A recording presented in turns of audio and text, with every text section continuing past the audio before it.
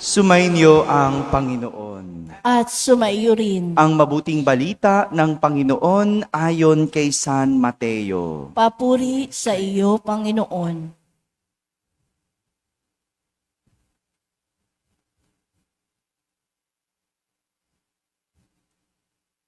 Si Jacob ang ama ni Jose na asawa ni Maria. Si Maria naman ang ina ni Jesus na tinatawag na Kristo. Ganito ang pagkapanganak kay Heso Kristo. Si Maria na kanyang ina at si Jose ay nakatakda ng pakasal. Ngunit bago sila nakasal, si Maria ay natagpo ang nagdadalang tao. Ito ay sa pamamagitan ng Espiritu Santo.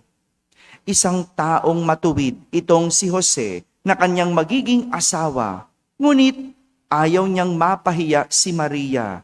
Kaya ipinasya niyang hiwalayan ito ng lihim. Samantalang iniisip ito ni Jose, napakita sa kanya sa panaginip ang isang anghel ng Panginoon. Sabi nito sa kanya, Jose, anak ni David, huwag kang matakot na tuluyang pakasalan si Maria, sapagkat siya ay naglilihi sa pamamagitan ng Espiritu Santo. Manganganak siya ng isang lalaki, at ito'y pangangalanan mong Jesus, sapagkat siya ang magliligtas sa kanyang bayan sa kanilang mga kasalanan. Nang magising si Jose, sinunod niya ang utos ng anghel ng Panginoon. Mga kapatid, ang mabuting balita ng Panginoon. Pinupuri ka namin, Panginoong Heso Kristo. Umupo ang lahat at makinig sa homilia. Magandang umaga po sa inyong lahat. Magandang umaga sa mga nasa barangay, sa mga nasa tahanan na nagsisimba via online at sa lahat ng nasa abroad. Isang magandang araw po sa inyong lahat. Ngayong araw na to, pinagdiriwang natin ang kapistahan ni San Jose, ang esposo ng mahal na Birheng Maria. San Jose, esposo ng mahal na Birhen. Sa ating ebanghelyo, inilarawan ni San Mateo si San Jose bilang isang taong matuwid. Taong matuwid. Ano bang ibig sabihin kapag sinabing taong matuwid? Hello? Ano ibig sabihin? Walang kasalanan? Ganun ba? Mabait? Oh, yan pwede, no? Mabuting tao? Oh? Tingnan nga natin, dalawang dahilan bakit si San Jose isang matuwid. Dalawang bagay ang naipakita ni San Jose. Kaya siya tinatawag na taong matuwid. Una, si San Jose ay marunong sumunod sa batas.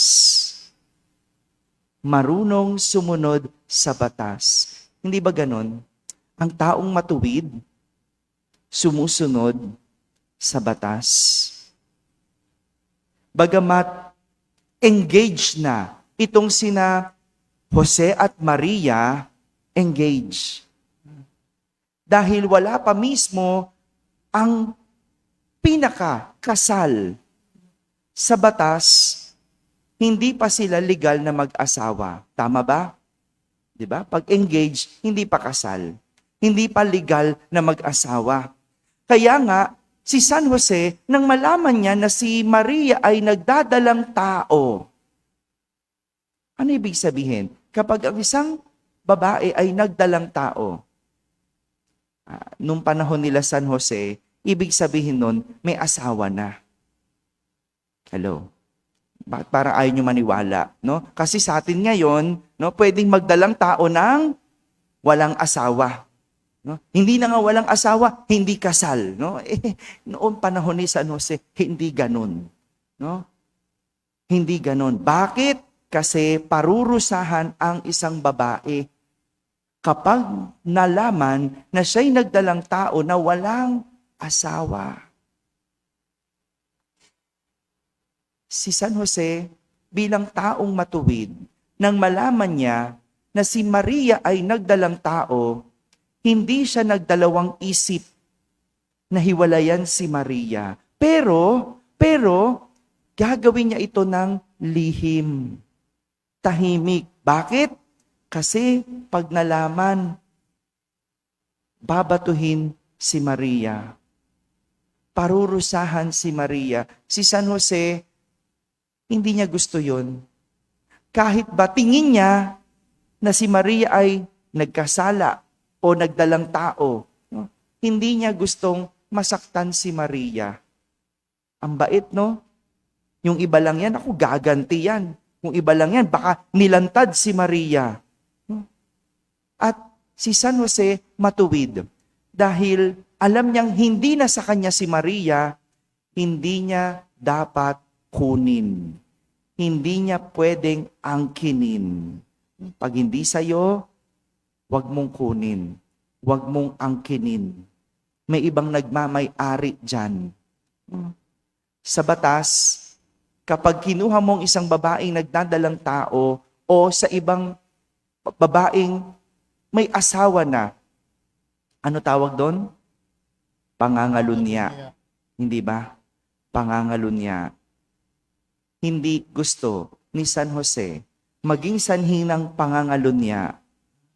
Ganyan ang taong matuwid, marunong sumunod, at ginagalang ang batas. Hindi niya nilulusutan, hindi niya pinapangatwiranan, gaya ng ginagawa ng mga taong baluktot. Di ba ang tao? Malaman mong baluktot ang katwiran kapag nilulusutan ang batas. Alam na nga, masama magnakaw, tingnan mo, pinapangatwiranan pa. Nilulusutan. Simpleng pagtawid na nga lang di ba? Dito sa atin, dyan sa may rekto. Ang daming hindi marunong sumunod. Ang daming baluktot. Kung saan-saan magpapark, alam na ngang bawal.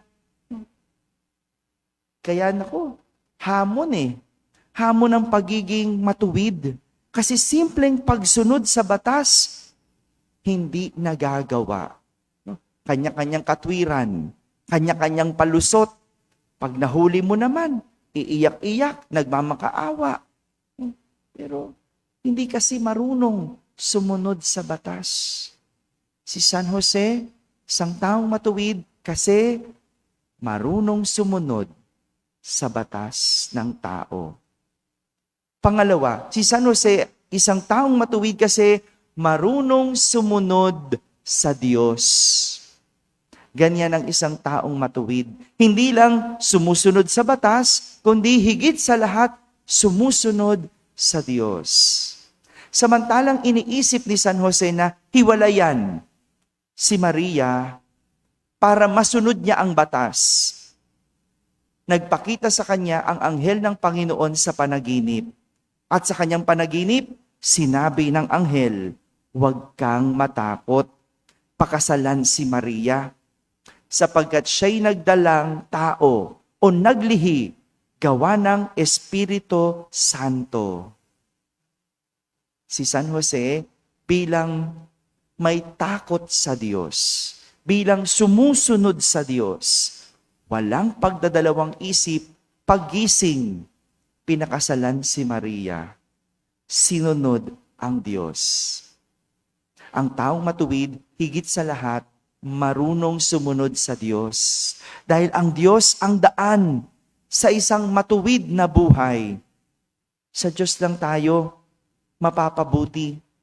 Kaya naman ang pagsuway sa Diyos at sa kanyang mga utos ay pagkiling sa kasamaan, pagkampi sa kasamaan.